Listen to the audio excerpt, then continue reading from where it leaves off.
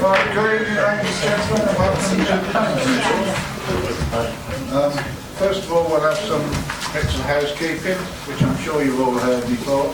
The fire alarm does ring. There is no practice, so please go out as orderly as possible the way you came in. Please switch your mobiles to silent, because if not, the chairman of the council has got a habit of taking £10 off you if it goes off. So don't leave your phone on. The recordings are, the proceedings are being recorded. Speakers will have 3 minutes. After that, you'll hear a tone and then be asked to wind up. This is the only opportunity for the public to speak, so please don't interrupt during the rest of the debate. I'm sure you won't. And I'm sure you're not going to clap, cheer, hiss, boo, and stand up and do that during the meeting. And you will see officers you'll see people up here talking while you're talking, while you're presenting, that's speakers, which looks awfully bad manners. They're trying to get an answer for the point you're making during your 3 minutes. So it's not bad manners, we're deliberately doing it to get an answer for you. Right, members, update on performance. We've altered 1%, it's 86% is the big one now, and 6%. So last time it was 6% and 85, it's now 6% and 86. So we're even getting better. Chair, it's a rolling figure, is it? Or is it a 12-month figure? Yeah, through you, Chair, it's rolling figure. Yeah. We have to compare 2 years' performance. They're slightly offset, so it's not a straightforward one. So you're comparing 2 years' worth of appeal with a slightly different period of 2 years' worth of major applications. So if the number of major applications change, it can have a bearing. So we try and keep you up to date on the 2 years as it builds up. Thank you very much. So good at the moment. Right, members, minutes of the previous planning meeting. Is it your wish I'll sign this correct record, please? Thank you.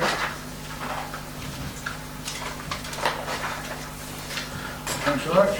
Apologies for absence. Councillor Wendy Randall. Members' interests. Right.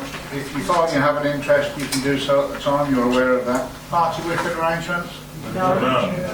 To members of the public, people don't get together beforehand and decide how they're going to vote. They listen to everything and then vote individually. There are 2 applications which have been determined under delegated powers. He says losing his page. I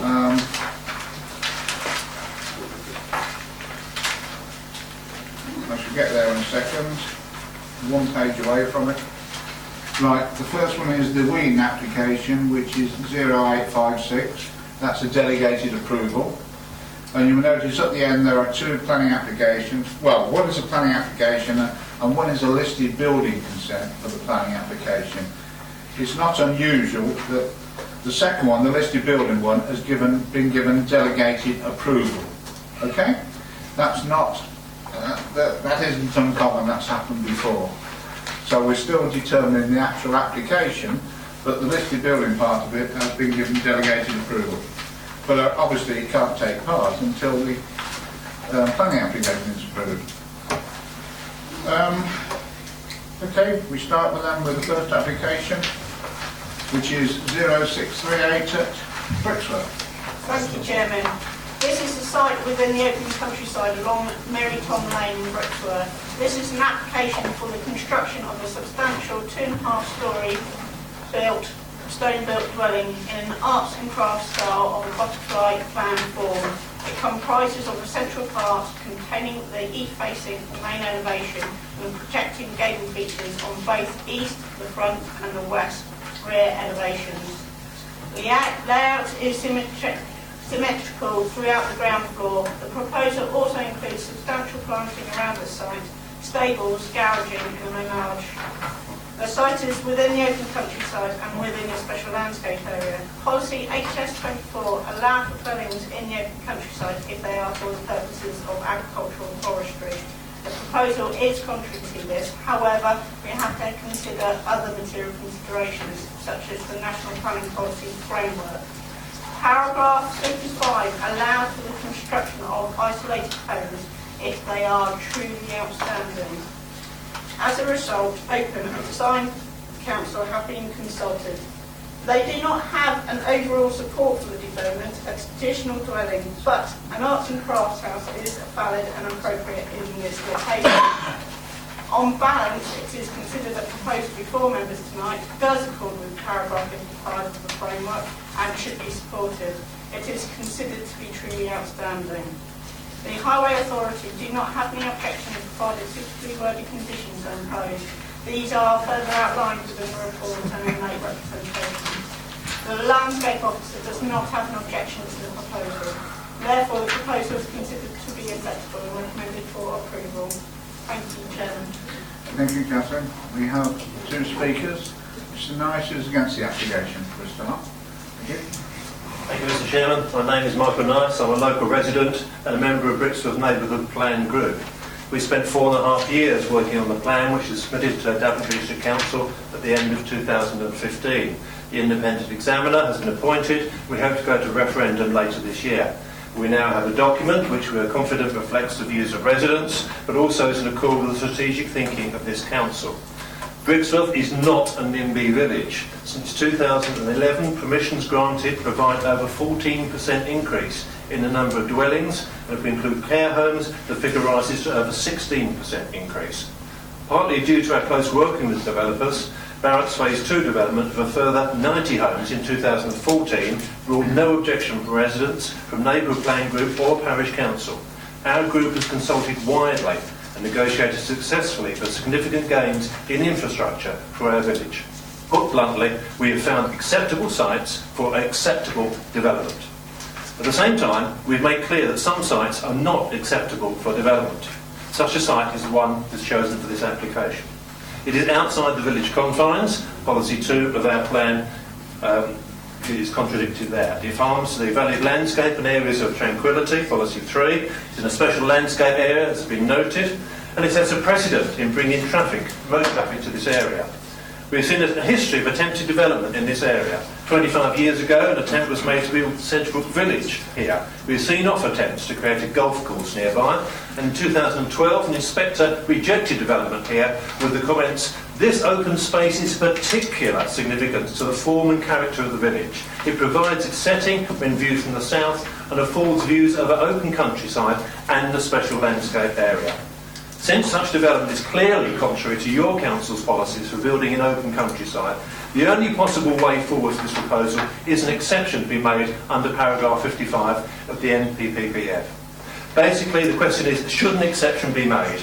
Well, the report from Open on page 18 says, and if you like to look at your report, page 18, quote, "Overall, the proposal has not demonstrated the finesse in design or detailing to meet the high standards required." I quote again, "The application of an arts and crafts pastiche elevation to modern floor plan is neither innovative, outstanding, nor exceptional." The report is critical of the layout, citing it as formulaic and repetitive. After revision and resubmission of the plans, page 20 of the Open report concludes, "The design does not achieve the highest standards in architecture and is not of sufficient quality to satisfy the parameters of paragraph 55. It clearly fails the paragraph 55 test. An exception should not be made. The emerging Brixworth Neighbourhood Development Plan should apply, your own policies should apply, and this application should be rejected." Thank you. Spot on 3 minutes. Mr. Wayne. Hey, Chairman. I act on this application for the owner in respect to occupier. In the initial discussions with your officers, the approach recommended was an interpretation of the arts and crafts movement of the late 19th and early 20th century, and a similar but not a copy of the permission granted at the other end of Mary Tom Lane in 2014. This site is twice the size and the house designed in an arts and crafts butterfly layout, and your officer's report fully sets out the details of that layout, including a very comprehensive landscape scheme. The report before you also explains in detail the approach by Open to prefer contemporary designs, notwithstanding the advice in the NPPF that change from contemporary and groundbreaking, which is the view they are taking, to truly outstanding or innovative. Which, Chairman, I have come across now on several sites where permission has been granted on applications for a Para 55 dwelling of a more traditional design, notwithstanding the advice from Open. Your officers and my clients consider that the design before you is truly outstanding. and my own professional opinion is that it is an application I'm pleased to be presenting to you tonight. Applications like this raise the standards of architecture generally in the overall, and the overall development will be a positive contribution to its immediate landscape. As also set out, the application has had to recognise concerns of the Highway Authority to an access over a bridge which, despite weekly use by refuse lorries, has a weight loading situation. This has now been overcome by proposed improvements to the bridge at my client's cost, together with localised widening in Merryton Lane to the west. Chairman, we would agree with your office. There are no technical reasons still outstanding and the application satisfies Para 55. This is a truly outstanding design and landscape, and in my opinion is exactly the reason for the change in the NPPF promoted by a traditional architecture group, which allowed a more balanced approach to such proposals. Just picking up a couple of comments from Mr. Knight, traffic is not a consideration in relation to Brixworth or anywhere else. Traffic will be along Merryton Lane to the west. The neighbourhood plan is not designed specifically, of course, to look at every basis of every type of application, and this is an exception to normal policy and would be an exception to the normal neighbourhood plan. So far as the previous history, of course, that's irrelevant. So, and also, there's an element of taking points out of context. Chairman, thank you very much. Thank you, Mr. Wayne. Right, local members, which one of you is going first? Councillor Parker? Thank you, Chair. I'll concentrate actually on the report and take some extracts from it, so that's what I intend to do. As the officer states on page 13, the application should be judged against Para 55, which is truly outstanding or innovative, helping to raise standards of design and more generally in rural areas, reflect the highest standards in architecture, significantly enhance its immediate setting, and be sensitive to the defining characteristics of the local area. That's also agreed by Open on page 16 of the report, where it says the development is set in open countryside and will therefore be covered by paragraph 55 of the NPPF. So it's paragraph 55 actually we're actually concentrating on. The authority have used Open, as is their established practice, to review this proposal. In other words, they are the experts in this field, and therefore we should be guided by what they're saying. If we look at page 16, just to go through a few points, it is important to point out that the plot contours would be changed significantly in order to achieve a level plateau for the new house, whilst the overall character of the site, which slopes from the Bramptons Valley way down towards the River Nene, would not change much in its overall character. The development would require extensive groundworks. The proposed country house, 30 commas, and its perimeter hard and soft landscaping is not responding to the existing contours of the hillside, but is instead imposed on levelled land. This is also agreed by the officer on page 25 when he points out the sizable improving property will necessitate some considerable remodelling of the existing contours of the existing southern part of the site to provide a level plateau. So we're actually going to destroy part of the special landscape area as far as I can see. On the layout, some comments to read out. The east side of the house is clearly detached from the landscape. The centre of gravity appears to be in the entrance courtyard, not in the house itself. Following a review of the drawings and clarification during the site visit, it's obvious that the style has been applied very literally, but only to the elevations, and that the spirit of the arts and crafts movement has not informed a holistic approach to the development.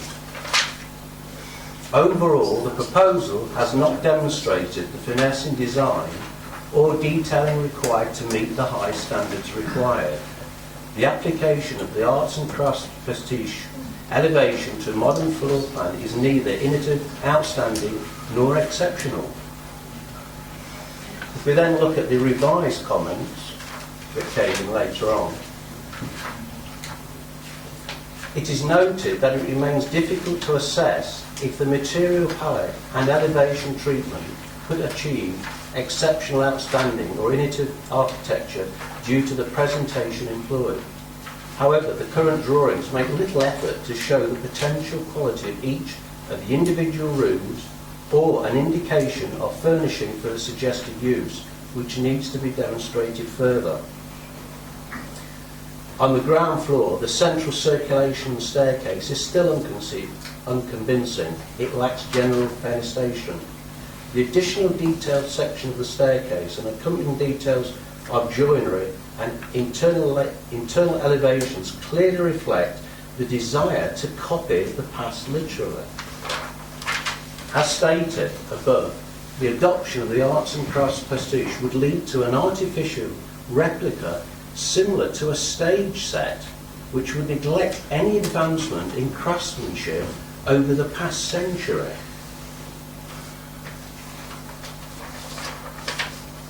We look then at page 27.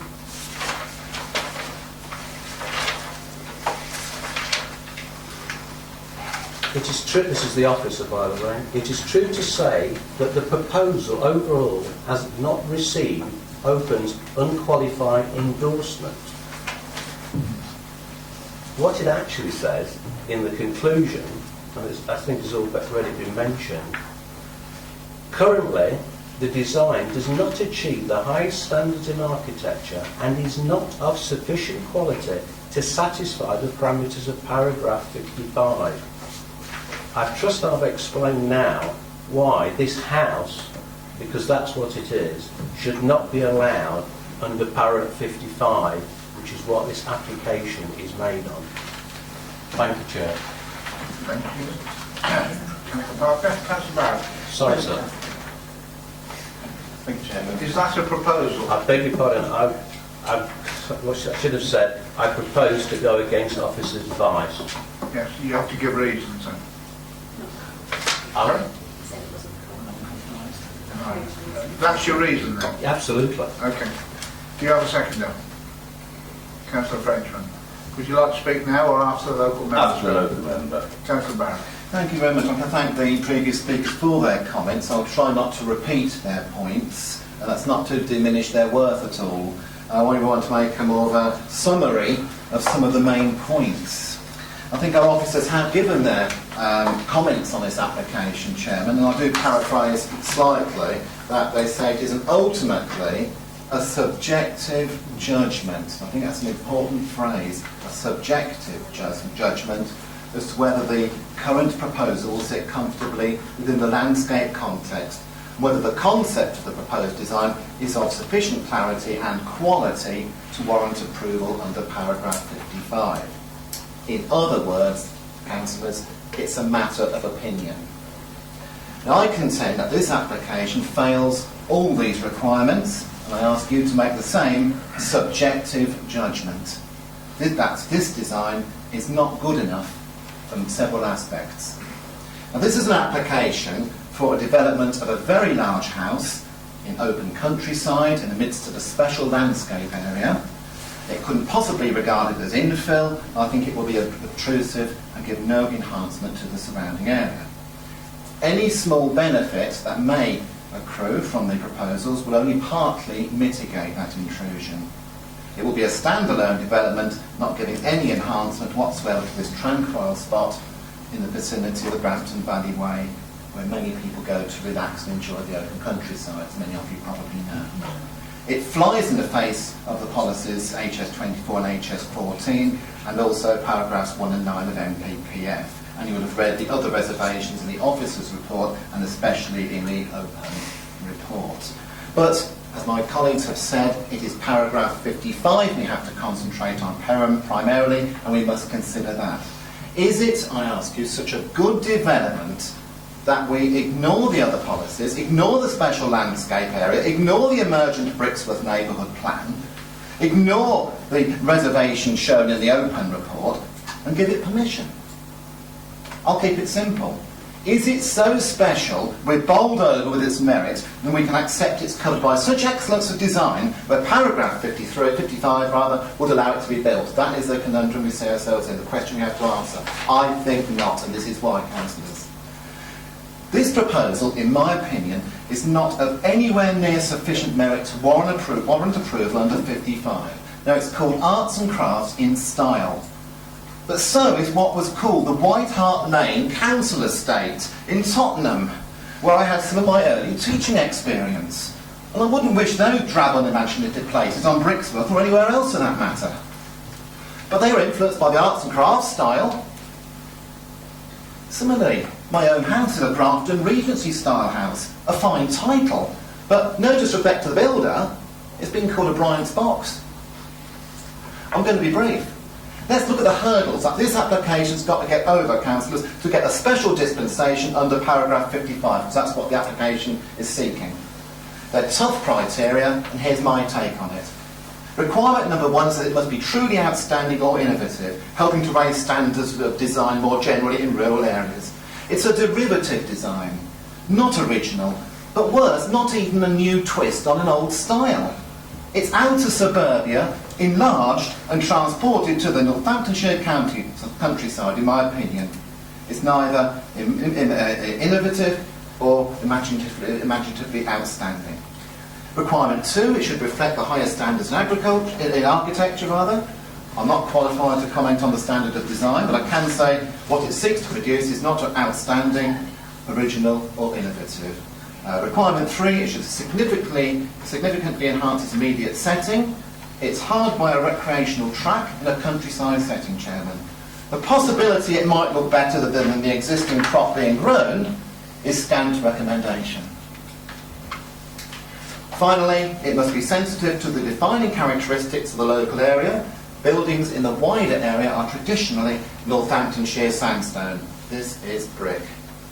There is already a property nearby, so it doesn't even resemble the setting of an isolated farmhouse. I've been brief, but I believe this application falls far short, not on one, but all 4 parts of the possible route for approval. Section 55B, buildings can be exciting and imaginative. This, I believe, is not one of them. My recommendation to the committee is subjective, it's an opinion, but this is the very basis on which we have to judge it. It's not enough for it to be a nice house in the country, it must align with paragraph 55, and I believe it fails to do so on all counts. I oppose the application. And the fact there is stone as part of the house itself, I don't think detracts from the point I made. Thank you, Chairman. Thank you. I'm being told that it's all stone, is that correct?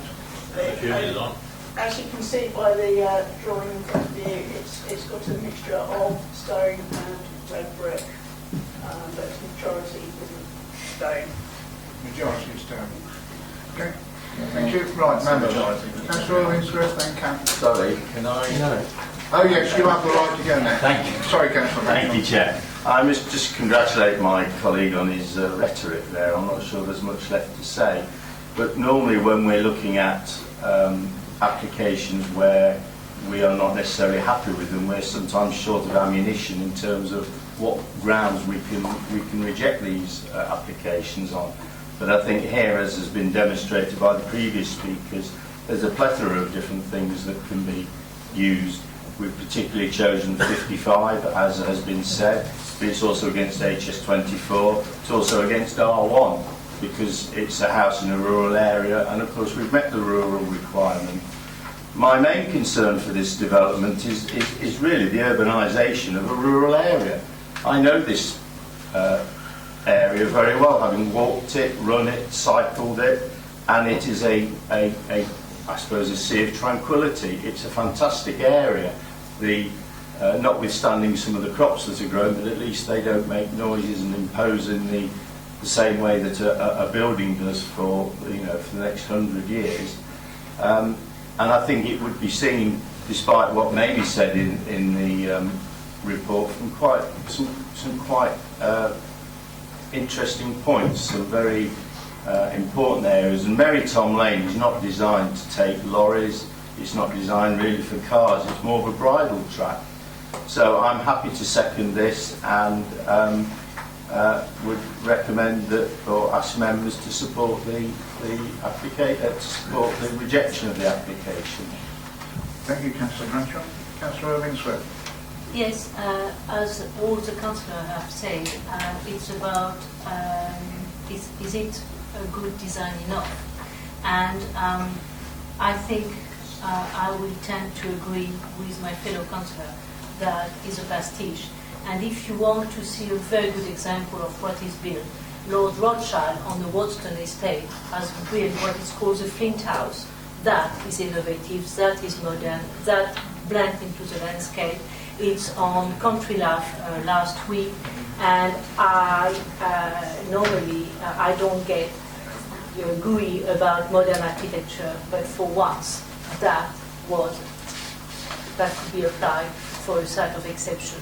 Unfortunately, that house, as far as I'm concerned, cannot, and I'm sure, because we have to be wary that if the applicant appeal, it will be tested on that ground, and I think we should be sure that it is a pastiche and it's not the red brick house for art and craft. So I will go with my colleague and vote for refusal. Thank you. Thank you. You'd like to comment on those? What? Just going to say, Catherine. Thank you, Chairman. Paragraph 55 houses don't have to be modern.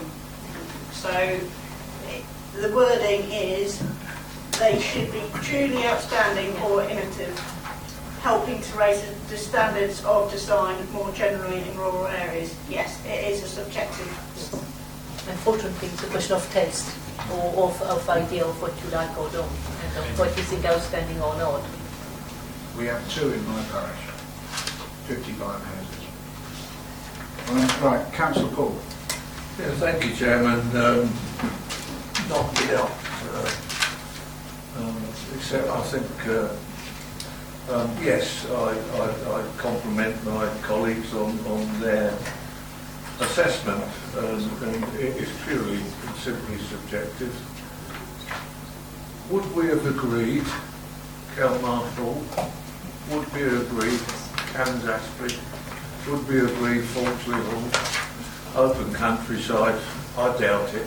I doubt it very much. However, the scale and mass of the building is absolutely substantial. I do disagree with my colleague about urbanisation. One house in a rural aspect is certainly not urbanisation.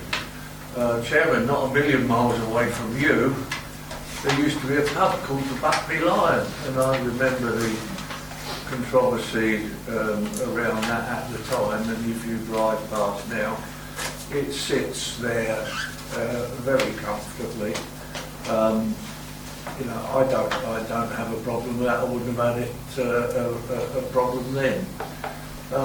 It is true that beauty is in the eye of the beholder. I don't think the illustration that is showing at the moment gives the design justice. I really don't. The layout of the grounds is of particular interest to me. If you take Faulsley Hall, for instance, the grounds were laid out by Capability Brown. Not a lot of people know that around here, but they were. And the whole aspect of that, you know, elevates the area. You know, it is in open countryside, I cannot deny that.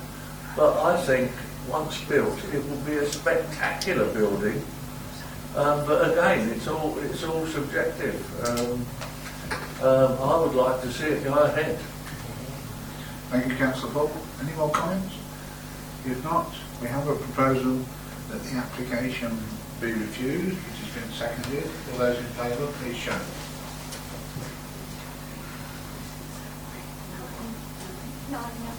Those against? The application is refused for given reason, which is not, doesn't comply with 55, is that what you're saying? Okay.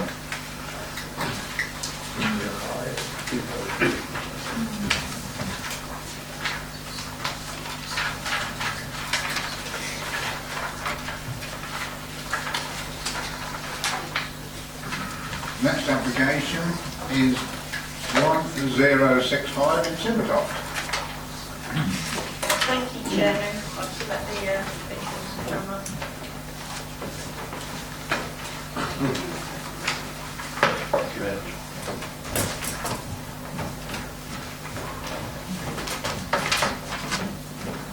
This is a semi-detached dwelling off from Welland Rise in Sycamore. It's not sort of set, as you can see by the side location plan, it's not set off on the main road. It is an application for the construction of a 2-storey and a single-storey side extension for the disabled daughter. The application has been altered during the application process to reduce the impact on the adjoining neighbours. Officers now consider the proposal is acceptable in terms of the impact to neighbouring properties through overbearing, loss of life and privacy. There are no proposed windows on the third floor side elevation, and a new window proposed on the rear elevation is also a bathroom, therefore be obscure glazed. Therefore, the application is recommended for approval. Thank you, Chairman. Thank you. We have a speaker. Mr. Mitchell, who's against the application. Yes. The chairman of the parish council was going to speak as well, but I apologise for him. There was a majority against the application from the council. Now, my name is Steve Mitchell. I live at number 12 Berkeley Street, Civitot, and I'm representing 3 houses on Berkeley Street. My own at number 12, and the 2 neighbouring bungalows, number 10 and number 8. When these, what we would like you to reconsider are the case officer's decisions to recommend the acceptance. When these plans first landed on our doormats, the 3 of us, the 3, number 10, 8 and 12, decided what was or was not acceptable to us. We then wrote to the case officer telling him that we were prepared to accept the 5-metre upper floor extension so long as it was a hipped roof. Why so? Well, number 23, and that doesn't show on any of these illustrations, is built on much higher ground, about 8 feet higher, or the height of a modern story. So number 23 already towers over us, and the high pointed gable end only exacerbates this. Now, all 3 of us have lived in Berkeley Street for many years, so we've got used to. Can you see the height of that on that photo? We live below that, well below that. We've lived there for so many years. We've got used to this as being an intrusion, but all the same, we'd rather it wasn't there. Now, number 12, my house, lies at right angles to number 23, so the effect will have to be that there's a tall blank wall coming at us for 5 metres if you extend the ridge. This would be both ugly and overbearing. On the other hand, a hip roof would ameliorate that. The effect on the 2 bungalows, which lie at an acute angle to number 23, are twofold. They already suffer from having the upper floor of windows at number 23 staring right down into their gardens, kitchens and bedrooms. Now, to counteract this, they've erected screening on their boundary, which leaves their tiny back gardens, and I use the word advisedly, rather appropriate. In summer, number 8 is already in shadow thrown by the existing ridge in late afternoon, and number 10 will follow once 5 metres of roof ridge is added to number 23. And imagine their dismay. On the other hand, a hip roof allows for much more sunlight to come through. The case officer told us, on balance, a hip roof was not in keeping architecturally, but ignores the fact that number 23 cannot be seen from either Welland Rise or Berkeley Street. We are the only 3 properties that can see the roof from our back windows. We maintain this is not a balanced decision. Moving on to the ground floor extension. Could you wind up now, please, sir? You've only 3 minutes. Right, okay. We asked the case officer, we asked that the back door been moved round to the side so that we didn't, because that's now close to our boundary, and so that we don't get all the domestic noise, particularly from the laundry room when the doors open. So we would strongly urge the committee to consider our modest proposals for altering this, so that we've said we wouldn't object to this. They seem to be very modest proposals, and would just remove all the adverse damage to our particular properties. Thank you, sir. Thank you. Local member, which will be you two. Councillor Ogilvie go first, or Councillor Irving Swift? Ladies first. Ladies first. Councillor Irving Swift. It's a sad case because you have a family who want to expand on a very small plot of land, and you have neighbours who were willing to compromise and to see, but for that family it was a compromise too many. But for the neighbours, 3 neighbours together with the parish think it should have more room to compromise. And Sibertov is a village that is changing, and it's a very good village. It has a very good community spirit, and people are not belligerent in Sibertov. And so they always try to accommodate. And then when you look, I mean, that is such an infilling inside. So they accommodate that very without too much thing. So I will listen to my fellow councillor, but I would like, if it's possible, to go against officer advice for the impact on the property number 10, number 12, and number 8. See if the owner of the property 20 or 22 could review his design to have the extension that would please everybody. But that is my feeling, and I hope I could be supported by my fellow councillors. That's a proposal, is it? Yes, please. So the impact on those 3 houses, what, by mass? Yes. Okay. Thank you. Do you have a second if this now? Councillor Frenchman, would you like to speak before the local member? No. Thank you. Right, Councillor Ogilvie. Yeah, thank you. I agree. I think this is difficult because I think there have been many compromises made, not to the satisfaction of local community, but compromises. And nevertheless, I try to envisage myself in that position and the sort of impact that it would have, and steps taken by the applicant to appease those around. And I would be of the opinion to go with officer in this case, on a balance of looking at both sides and what has and has not been compromised. You know, how far do we go in appeasing when we're trying to extend a home for a family in a limited area? So, having looked through the papers and read both sides of the argument, I'm satisfied in this case that the officers called this one correctly. Thank you, Chair. Thank you. Councillor Frenchman, as you said, Thank you. It's a difficult choice to make because of the balancing the needs of, or the requirements of the extension to the rights for I don't quite know what it is, but a decent life or a decent quality of living for the neighbours. It appears to me that there is room for improving the design so it does benefit everybody rather than all one party or all the other party. So while I'm not actually against the idea of extending this, I'm actually against this particular design, feeling that there should be some more input from officers or the architects or whoever it is, so that everybody can live fairly happily together in the following years. So that is why I'm seconding it. Thank you, Councillor Frenchman. Any other comments, please? Councillor? Yes. You. Thank you.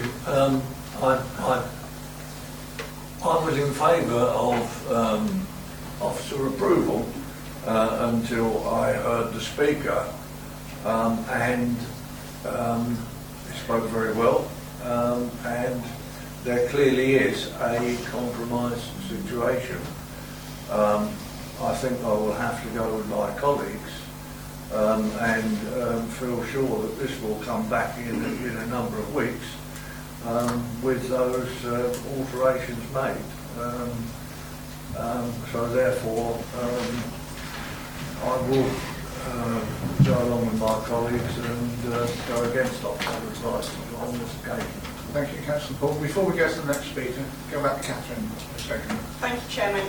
If you notice by the site location plan which we've got in front of us at the moment, the property is actually north facing, or north to the neighbouring properties to the south.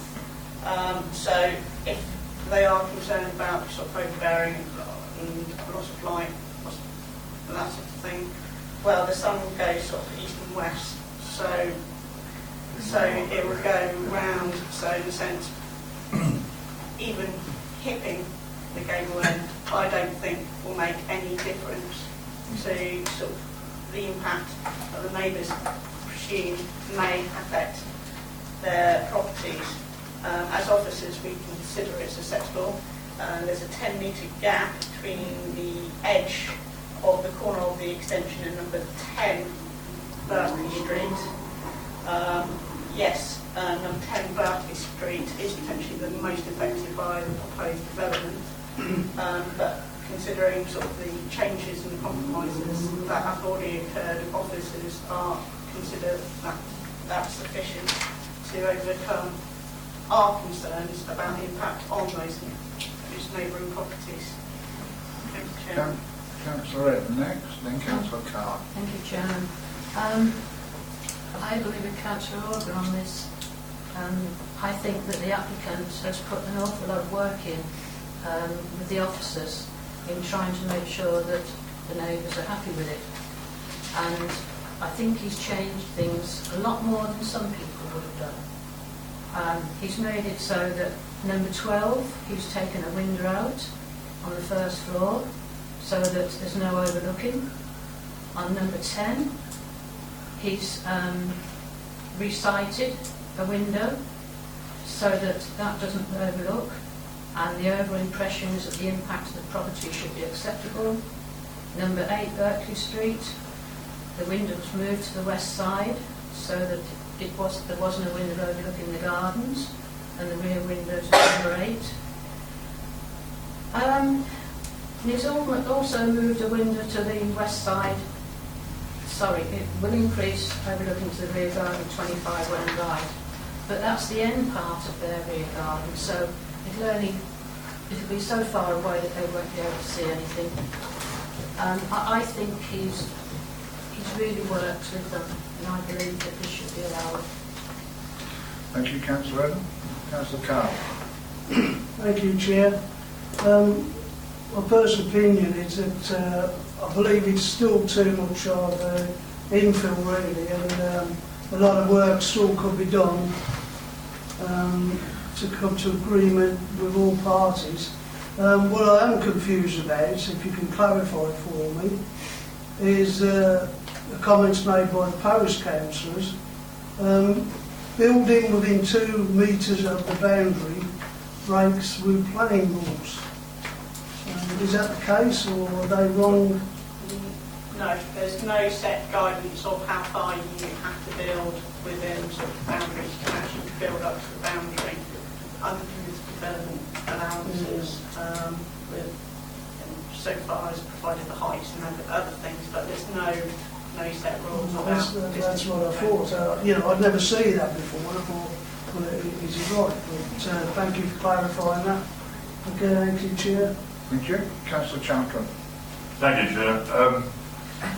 Very little to add. I just wanted to point out that this is actually an example of the value of consultation between an applicant and the officers of the local planning authority, who between them, I think, have made a number of changes to the initial proposal and have rendered it acceptable, and I shall be voting in that favour, Chair. Thank you, Councillor Chandler.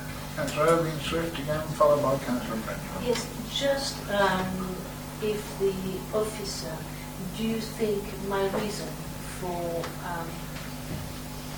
refusal is strong enough? Or It's, because I think that's an unfair question to ask the officer. I will as we said, it's a sensitive planning application.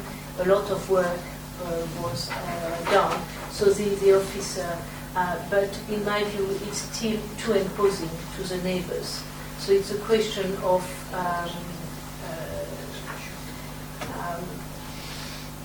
because that is my proposal.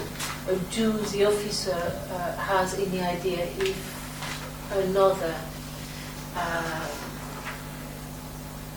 reason can be added? No. Through you, Chairman, if we had concerns, we could express them. If we had concerns about defending this at a potential appeal, we could say so.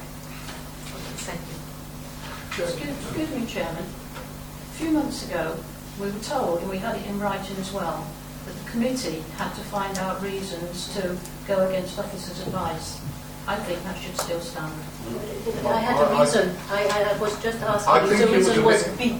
I think, to be fair, Councillor Irving Swift, I know what you're asking, but I think it was a bit Yes, cheeky, let's say that. sorry.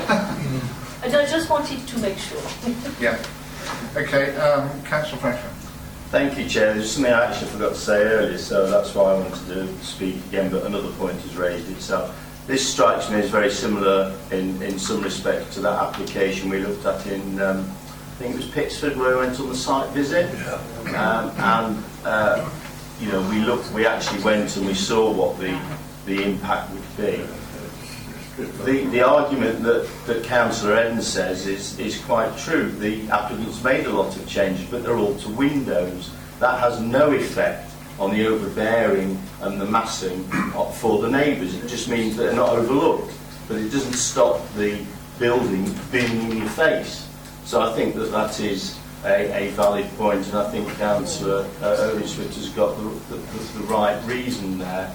And I also think, taking what Councillor Chandler said, I think using the word acceptable is not really very helpful in these circumstances.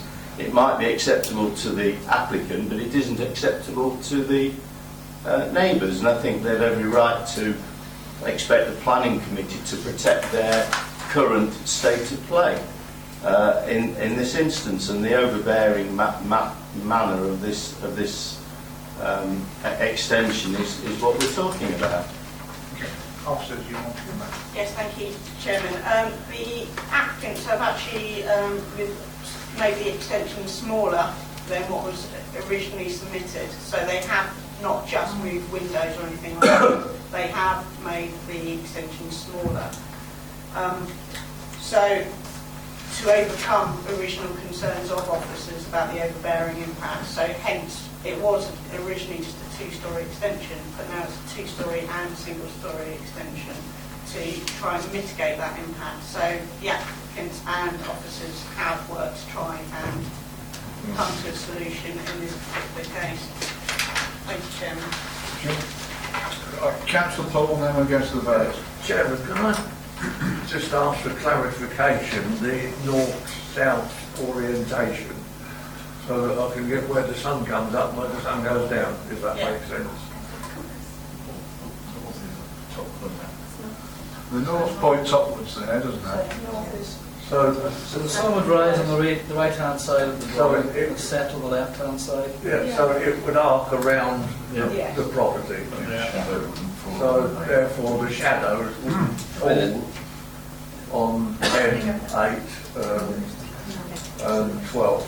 Thank you, Chairman. The rear elevations of the properties facing the application side are all north facing, so they don't benefit from direct sunlight. Yeah. So that would eliminate any overbearing.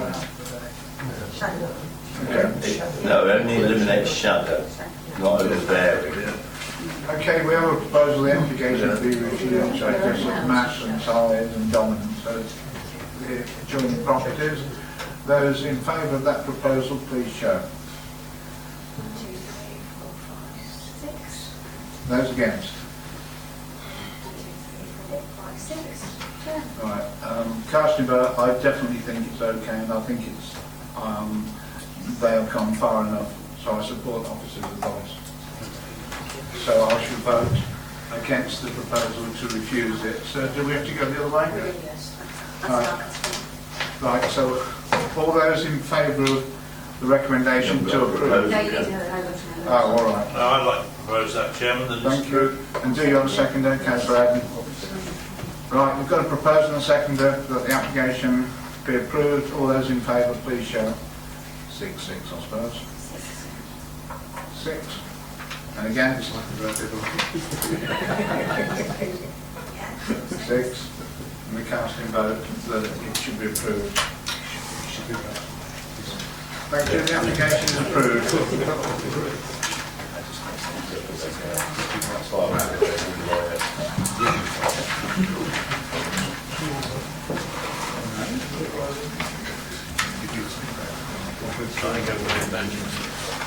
The next application is in Walgrave, and the application number is 1158.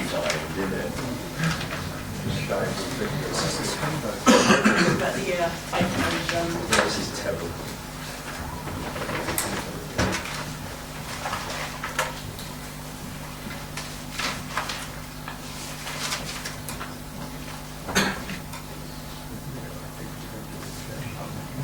Thank you, Chairman. This is a site within the village of Walgrave. Members may recall this site in which the permission was granted for a 2-storey extension to the rear and to raise the roof height to create a 3rd storey. The proposal was built in accordance with the agreed plans. However, it's come to the attention of the authority that a set of doors and a Juliet balcony has been constructed to the 2nd floor, as you can see by in the picture. The proposal is therefore retrospective. The parish council has also objected to the proposal. Concern has been expressed regarding overlooking. It is considered the proposal will not result in overlooking to the adjoining neighbours. The main issues impacting the character of the building and the building itself. The gable elevation is prominent, and the insertion of a truly Juliet balcony and double doors to the 2nd floor is not in keeping with the character of the locality or the building itself. The building pretty much becomes top heavy. The proposal is recommended for refusal, and enforcement action is authorised to install the window as approved under DA 2014-0197, which was originally put in. The reason for refusal should be amended also to refer to section 7 rather than paragraph 7. Thank you, Chairman. Thank you, Catherine. We've got 3 speakers. Mrs. Lockhart is against the application. You can speak from there, you can come up the front, you can do it from anywhere you like.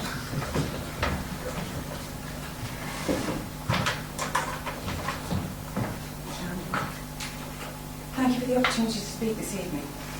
You are aware from the committee report that as direct neighbours at Churchview, we did not object to the original application. This was based on a meeting we had with the applicants in which they sounded out our concerns regarding their proposed extension, and based on these discussions assured us that they would revise their plans to significantly reduce the width and height of the 2nd floor south-facing gable window in line with our concerns. They revised their plans after our meeting, showing a smaller 2nd floor window which confirmed and supported their assurances to us. This window sympathetically matched an existing gable window on Ivy House in Baker's Lane in size and shape and positioning. There's a photograph somewhere. The amendment was then captured on the amended plan, which was then consented and specifically referenced in the planning conditions. It was on the basis of this revised plan and the specific reference that we did not object to the application, and we still don't object to the original application and plans. We were further reassured when a window was installed in line with the revised plan, albeit with the outline of a larger opening in the stonework as shown clearly on the photographs on your website, not clearly there but an indentation.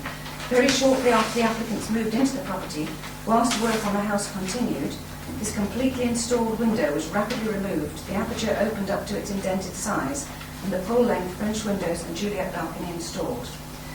It is clear, therefore, that their intention was always to install this full-depth French window and balcony in direct contravention of the original planning consent. As a result of this significantly deeper opening, key areas of our home, they can see directly inside, our previous private back garden and patio, which extends behind the full length of the applicant's property and at some 5 foot above road level, are all severely overlooked to a much greater extent than was the case with the original window.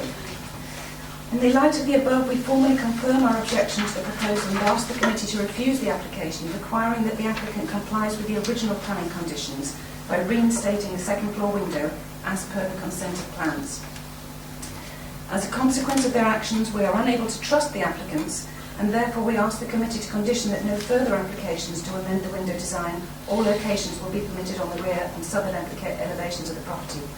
In summary, we strongly object to this application on the basis that the increased depth and size of the French windows has resulted in the overlooking of our property being substantially increased and unacceptable. The second floor window is now oversized, overbearing, inappropriate in the Bakers Lane street scene, and in direct conflict with the Walgrave Village Design Statement.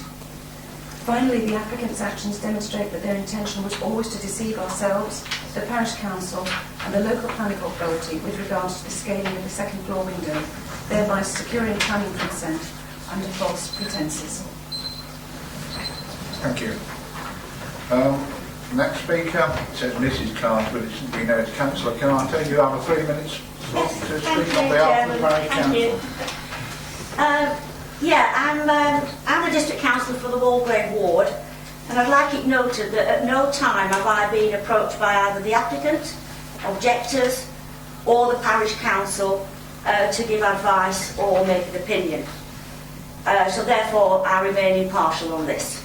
But the Walgrave Parish Council have asked me to read out a statement from them, which I'm quite happy to do. Walgrave Parish Council object to this application, which seeks retrospective approval for a French window that has been installed contrary to permission granted in 2014 under DA 2014-0197. The Parish Council wish the committee to know they hold strong views with regard to the very nature of this retrospective application, and were astonished and then extremely disappointed that the applicant installed this size of window without the benefit of planning permission, adding railings and a Juliet-style balcony. 2014 permission for the extension to the property was recommended for refusal by the case officer. However, committee voted at that time to approve the extension. The officer raised concerns regarding the form, design, massing and height of the extension, and also the unacceptable impact on the residential amenity of neighbouring properties. The French window now installed has an unacceptable impact on the neighbouring property of Churchview. The window substantially increases the overlooking of the property. As a result, the private back garden of Churchview, their outside seating areas and their home are now overlooked to a much greater extent than was the case with the original window.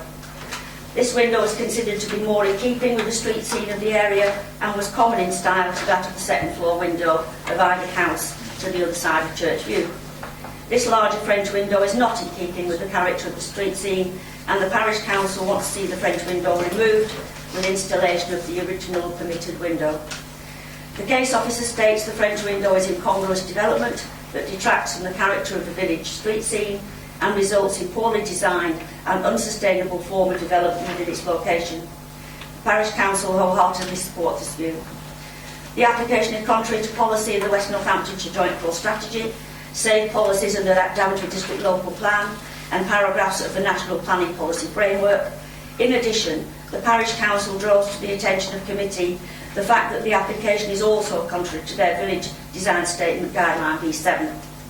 This guideline seeks to ensure care is taken when deciding on windows, and that in order to present a coherent whole within the village, historical and vernacular detailing must be considered in extensions or alterations, whilst avoiding any forms of pastiche.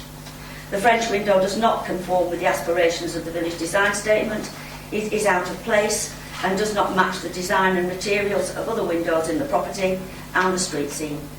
In conclusion, the parish council consider the French window inappropriate due to its lack of conformity and the French window is unacceptable due to its overbearing nature and the increased level of overlooking of the garden and home of Churchview.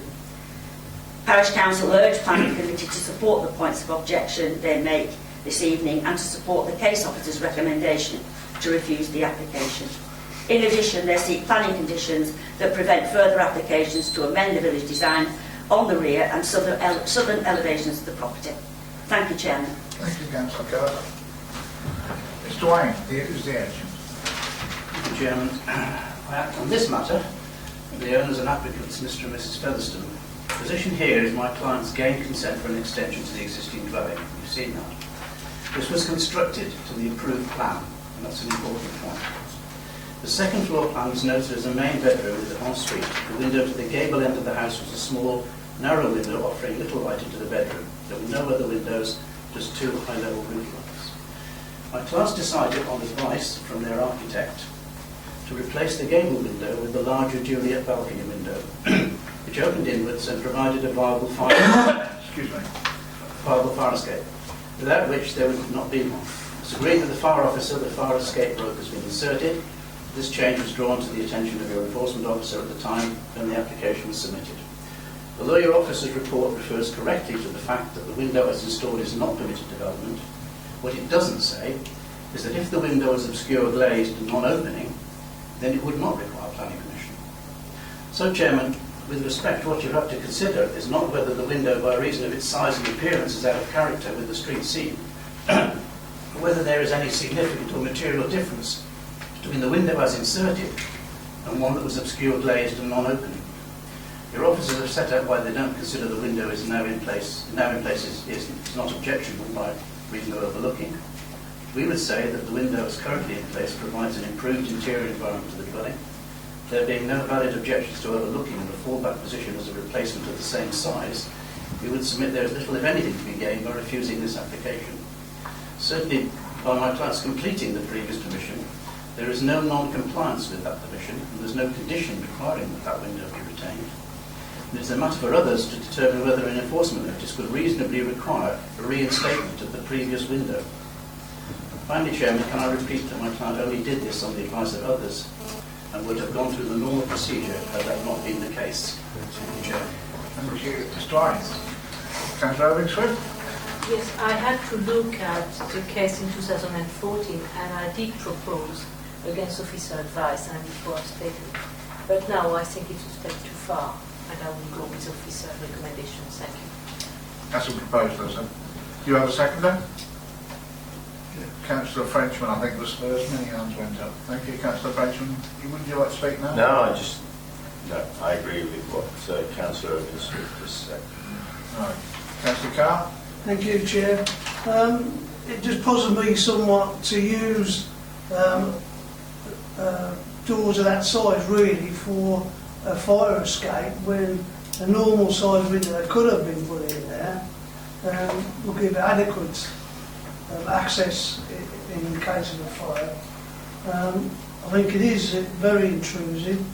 If you look at the original diagram, you get back to, did they have a very small window at the top there? That's the one there. Which, you know, look far more in-keeping. It just looks to me like the builders got mistaken and taken the doors from the bottom there, the patio doors, and put them on the wrong level, Chair. But yeah, I think it's far too intrusive, and I agree with officers' advice. Thank you, Councillor Carr. Anybody else wish to speak? If not, we'll go straight to the vote. The proposal is to accept officers' advice and refuse it. It's been seconded. All those in favour, please show. Unanimous. 12. The application is refused as per officers' advice. Oh, plus the fact, as well as that, you are also voting for enforcement action. Sorry, Chair. You're voting for enforcement action as well. Yes. Yeah. You are aware of that? Yeah. I think in like we just heard, you need to propose. Right, can we make a separate proposal, Anthony? Thank you. Seconded? Thank you. So there's a proposal. Councillor Auger, seconded. Councillor Chandler, that enforcement action be be added on to this as well. All those in favour, please show. Unanimous, yeah. I should have said before you took the first vote, then you wouldn't have needed 2 votes. Thank you. The application is refused and enforcement action authorised. Thank you, Chairman.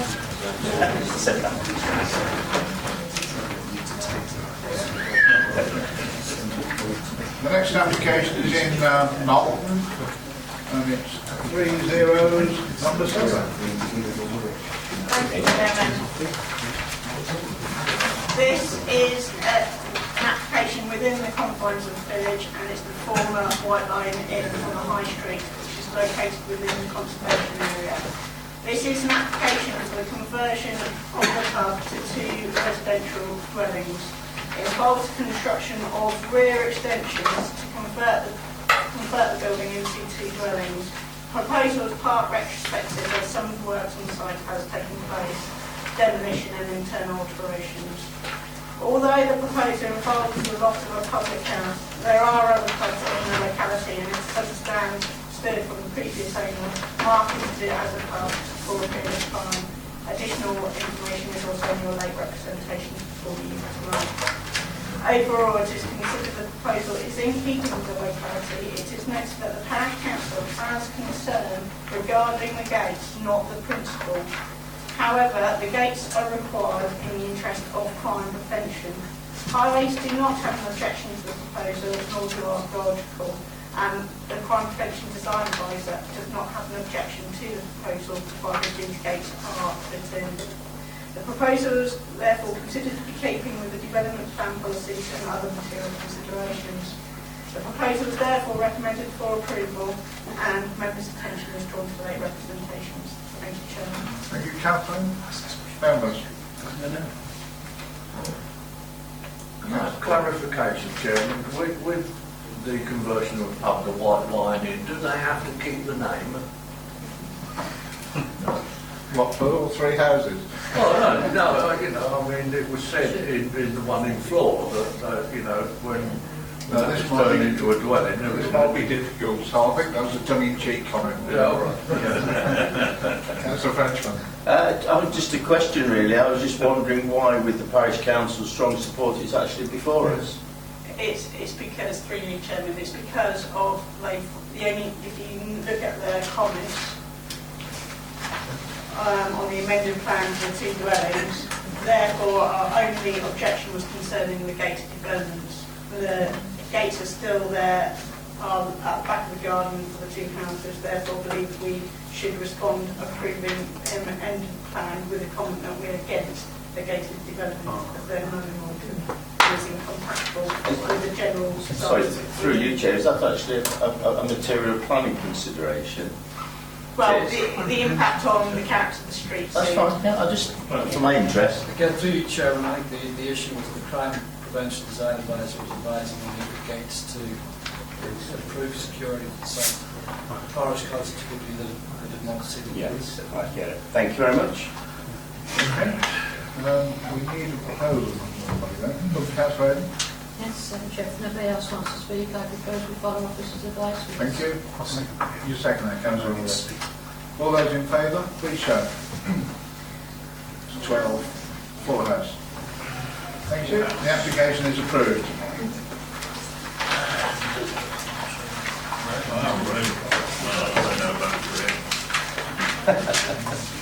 Next application is in Ravensthorpe and it's 0026.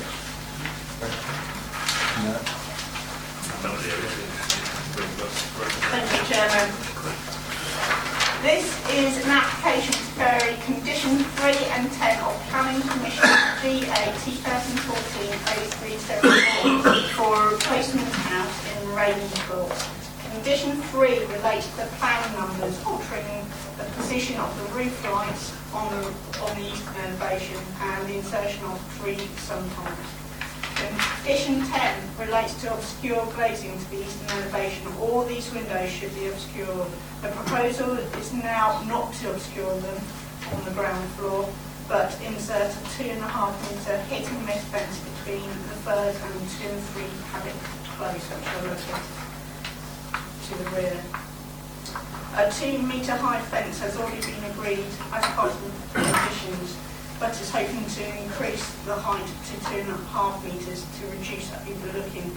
As you can see by the photos, the windows have already been installed, and a sample of the height fence is also shown in the photos. It is considered the proposal is acceptable and is recommended for approval. The parish council has raised concerns regarding the loss of the obscure places.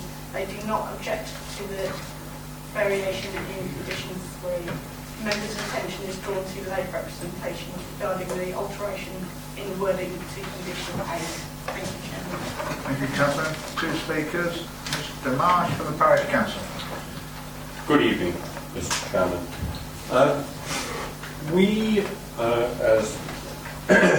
My name's Richard Marsh, sorry, and I'm a member of the Parish Council.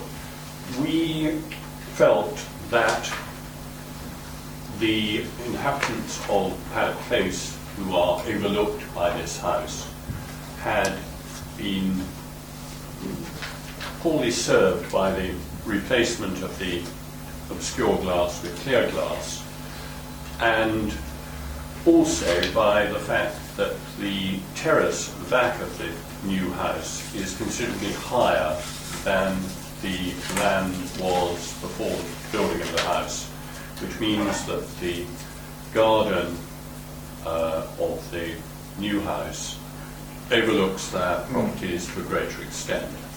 The difference in levels means that the ground floor windows of the new house look almost directly into the first floor bedroom windows of the houses in Paddock Place, and we felt that the condition which was, I think, imposed by the officers in the original planning application, that the glass should be obscure, should be retained.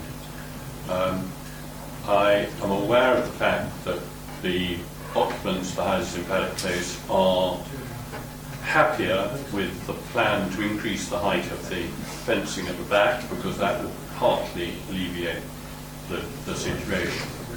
But the Parish Council would not support the change to the planning applications. Okay, sir. That's all I have to say, really. Thank you very much. Councillors. Sorry, I beg your pardon. Mr. Mason, the applicant. Thank you, Chair. I do apologise. That's okay. I've got a habit of doing it. Okay. I'd just like to really explain why the roof lights have moved. Originally, the intention was that the roof was going to be a cut roof, that is to say, without intermediary trusses.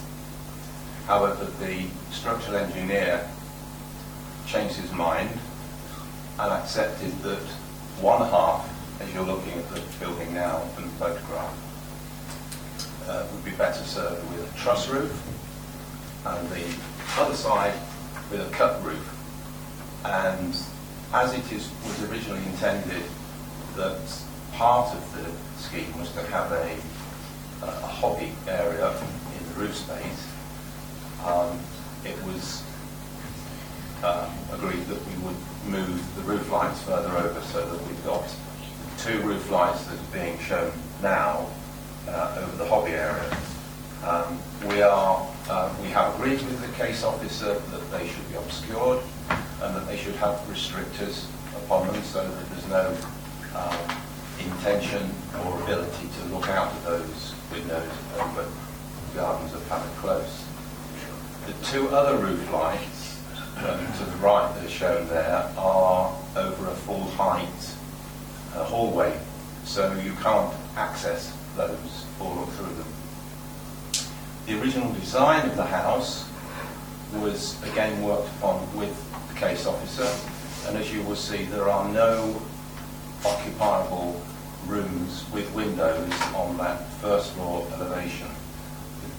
That window is an ensuite and is obscured, and that window has now got a stained glass display window in it, as was always intended, and that's obscured. the rest of the scheme is as was originally approved, and the original concern of the neighbour, particularly of number 3, whose garden we're looking at the moment, acknowledge in the papers that the acceptance of a proposal to increase the fence height to 2.5 metres overcomes their concern. They did have an issue with the dormer window to bedroom 3, which is above the kitchen area, which faces directly south. That was built as approved, and it was not a concern that that should be glazed, and the case officer in the late representations acknowledges that. So I really wanted to say that there's been no ulterior motive in making these changes. We're happy with the proposal that's now written for condition 8, and I hope that you'll support that as a committee. Thank you. Thank you, sir. Yeah. On the original commission, all the windows on that eastern elevation were due to be obscure glazed. So including these windows before, sort of in the picture which we've got before us, and also sort of where this picture's taken, and that's a proposed height of what the 2.5 metre fence will be, which is just the one side. Thank you. So, yeah, I was going to say there's another picture from the neighbouring property which shows their height. So you're clear, are you? The small window you're looking at, that is obscure anyway because it's a bathroom. The big window that in the middle there is stained glass, and the 2 windows that you're looking at just there, they should be obscured, but the proposal is to put a fence to 2.5 metres to stop them needing to be obscured. So that's the proposal. Councillor Paul. Thank you, Chairman. One of my problems, before people laugh, is that I'm claustrophobic. And if I was standing in the garden of that bungalow below that balustrade where the blue material is, and you put a 2.5 metre fence above me, I would scream and go mad. We're talking about the level of the extension there, the breeze blocks, and that's about 2.5 metres above where we are now. So in effect, we're probably talking somewhere in the region. I mean, if you follow that roof line along, the top of that pallet signifies the top of where the fence would be. I'm assuming that this is still work in progress, and the breeze blocks will have facing to them or rendered. I haven't looked at the design for that, but you know, the plans were clearly approved for obscure glass in those windows, and I for one certainly wouldn't want to see an extension to that fence in its entire length, just to avoid complying with the original planning approval. So I'm happy to propose that we go against Officer Advice, Chairman. Thank you. So that's a proposal to refuse the application. Sorry? That's a proposal to refuse the application. Yes, indeed, sir. Sorry. Right. What reason? Overbearing, for one, non-compliance with the original planning application. I don't think that's a reason. Just go with the first one. But certainly overbearing. Simon? Just go with the first one. I know. Yeah, just the first one. Okay. Do you have a seconder? You have 2 seconders by the look of it. Councillor Patchett, I'll take you next. I've got you next to speak. So. Okay. Well, yeah. Thank you, Chairman. You're seconding that proposal. I shall second that proposal. I just wanted to say that I've got no problem with the roof lights moving, changing, whatever. No. And no problem with the upstairs windows and the picture window in the middle, and that's fine with that. But as I say, I don't like that. The fence is far too high. I think that's ridiculous, and just for the sake of putting some obscure glazing in there, which, I mean, there's lots of different shades and pretty ways you could do that without it being so annoying to the neighbours. So I'll go and second draft of the proposal to refuse, Chairman. Thank you, Councillor Robertson. Thank you, Chair. Basically, what I was going to say is it looks to me from the drawing, and correct me if I'm wrong, that 2.5 metre line is drawn from the level of the property in question, and not the level of the garden immediately behind it, which would make it, by the looks of it, something like 3.25 metres high. Exactly. Yeah, and which would be absolutely enormous. And I'd like to support what Councillor Paul has said on that subject. Basically, that's far too high. Okay, thank you. Councillor Fratcham. Thank you. Just two quick questions to the officer, because you used the phrase hit and miss fencing in your introduction. I've no idea what that is. It's like that. It's basically sort of off-centre. Oh, yeah, I know what you mean. And second is, just for my interest, we often suggest people use obscure glass. Do we recommend what rating of obscure glass? Because there are different thickness, different obscureness levels of it, aren't there? So do we actually specify that as well? Well, black paint sprayed on. I've done that at Paris, but we don't go into. Because I think there's 3 levels of obscured glass. I think there's 5 levels. Yeah, there are different levels of obscurity. Obviously, sort of, I think 1 being the lowest obscurity, and 5 being sort of the highest. Yeah. Do we make, when we say obscured glass, do we make recommendations as to what obscurity it should be? In some cases we do, but not in sort of every case. I believe not in this particular case, did we? Okay. Thank you very much. Thank you, Councillor Owen. Great. Oh, sorry, Chair. Can I ask a question first? Looking at I believe the gentleman said that was the kitchen unit. Yeah. Yes. Is there a window down the front? If we can go in on front of the building. If we can go on the floor plans, you can see sort of through the kitchen area, which is shape. Yeah, there's a window. That's the window in question. Be critical, yes. So that's the size window, is it? Yeah. So this is the breeze block wall? Yes, Yeah. that's the breeze block. So is there another window to that room? No. To the south. Well, it's Pardon? what, 15 metres away. On the opposite side of the room. Oh, right. Right. Okay, Councillor. Yeah, You've got your answer. in that case then I'm happy to go along with what you said. The roof parts, I don't mind, but that I think it should be obscure glass. Thank you, Councillor Carr. Thank you, Chair. I haven't been on planning long, but I'm totally confused now, because I go along with what Councillor Colin Poole just said, that previously we had an application where they didn't go to plan and put in the wrong windows, and officer's advice was to take action against that and, to have it put right. And yet in this application, again, it's more or less the same, but we're told that we can't use it as a reason for planning because they haven't done as they're told, and they've got to put clear glass in there.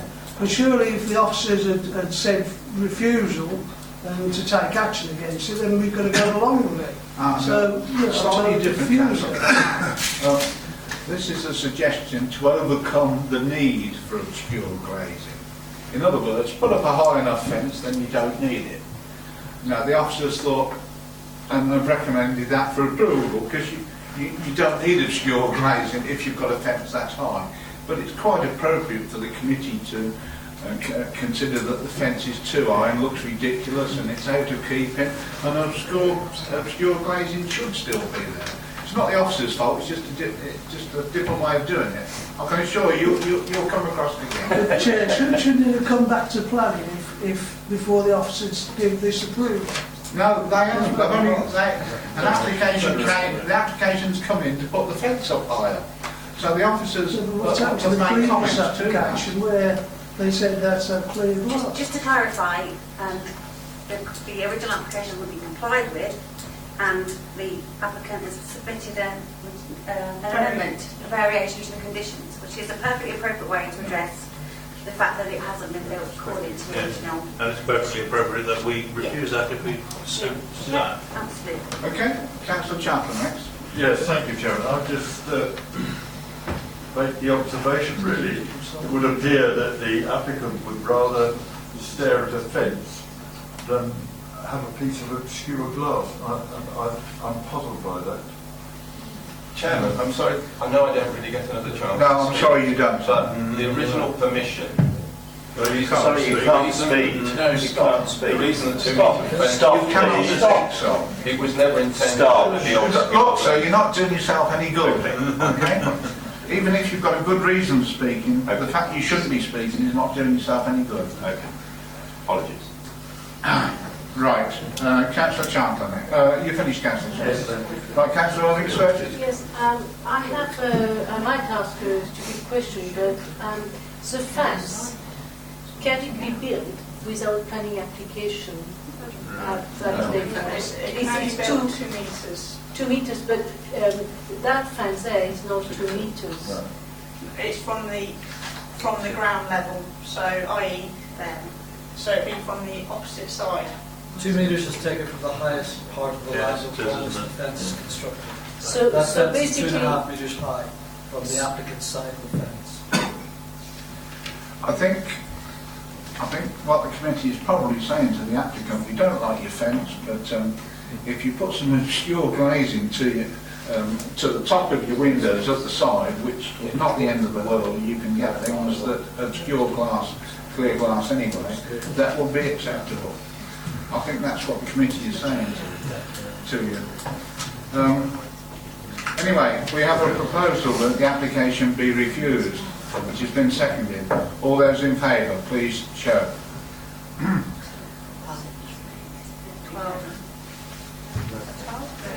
Actually, I thought we were in approval with part of it.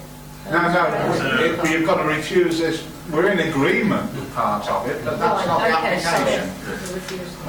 You've got to refuse it for So I know you can't speak, sir, so what the committee is saying, I think you can hear it clearly. We don't want a grading fence along there, but if you were to come back with the part of the windows on that lower level obscured,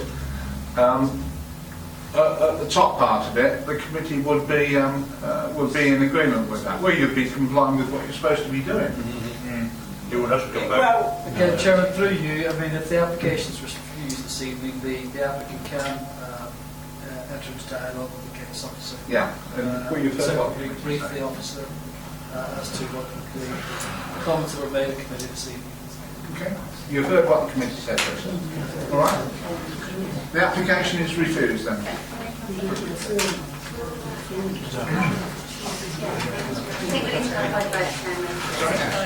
Right, we need to take the vote again because one member wasn't sure what we were doing. All right? So, we want it clear. Yes. There's a proposal to refuse the application as it is. Those in favour, please show again. That's unanimous, 12. Okay, thank you. The application is refused.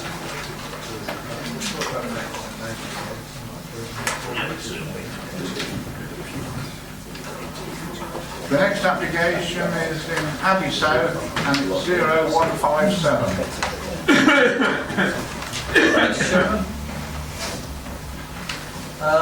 Just draw members' attention to the description of the application on the front covering page of the report.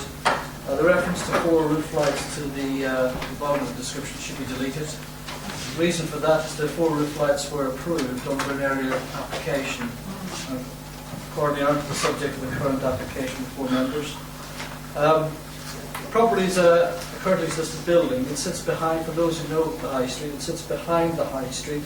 So it is actually obviously obvious that it's visible from the High Street. Previously used as a tattoo saloon and also previous permission for office use under an earlier permission. The current application effectively seeks to convert the ground floor to residential Given an earlier application for conversion of upper floors to residential, it would effectively complete the residential occupation of the building. In our view, and in the view of the Conservation Officer, there's no adverse impact on the historic fabric of the building, and indeed we consider it to be an enhancement of the building. And in respect to the comments raised by the Town Council, although we acknowledge the loss of a retail unit, we don't consider this to be a prime retail frontage, which is the purpose of the policy to protect. And indeed we would argue that the introduction of an additional residential accommodation within the town centre would be a good thing to be encouraged as part of providing a variation of use in the town centre. And accordingly recommending the application be approved, Chairman. Thank you. Thank you. There are no speakers, but I must go to the well-known local member, which I can't forget, Councillor Evans. What's that? If I ever forgot you were Abbey South, again, you'd kill me, wouldn't This you? might be the last time. We can only hope. Right, thank you, Chairman. I think really that Mr McDowell has said most of what needs saying. Most of the buildings around here have been changed into flats upstairs. It's a good idea in lots of ways because it gives some protection to the shops. It means there's somebody around. This is about the only one left. It has got a gate down on the road, which means that people can't get in. There is some parking spaces around the back. A lot of them are used by the shops themselves, but I believe that there might be one or two for this as well, or the flats above it. The building itself will look better if the door is changed. I like the idea of a nice wooden door instead of that glass door there. And when you look down and see what they've made of the passageway up, if they do the house and it looks the same as that, I think it would be very good. So I have no problem with this, and I'm happy to go along and propose this to follow officer's advice. That's a proposal. Thank you. Do you have a second, guys? Councillor Olga. Do you want to speak first, or...? No, sir. No, I'm quite happy with that. Councillor, thank you. Speak. Thank you, Chair. Just a couple of quick points. It's a listed building, so I presume there's some protection against loss of internal details with the changes that go through. Sorry? I don't know it, so I'm just asking. To you, Chairman, the building has already received listed building consent, and the report says that the Conservation Officer is satisfied there's no loss of historic value. As a second point, and it doesn't show up here, but I'd like to make some comment about the I suppose the quality of the drawings, because on there they look very faint. When you see them on the Daventry website and you look on your computer, they're even fainter than that. So I would urge officers to make sure that drawings are of adequate standard to show up on a small screen. And secondly, which I've said before, and I'd like officers to take on board again, is that when you look on the application site, you look under media files, those files need to be adequately marked up as to what they are, like block plans, and not just a PDF number, because it takes a lot of time and effort to go through every single drawing to find out what they actually are. I think it's incumbent on the applicant to make sure that all the drawings are properly listed in a way that we can understand and easily see what they are. Thank you. I think I've heard your comments, and I'm sure if that can be done, it will be done. Anybody else wish to speak? If not, we've got a proposal the application be approved, which has been seconded. All those in favour, please show. Unanimous. Well done. Well, thank you, committee. That concludes the meeting. Thank you very much.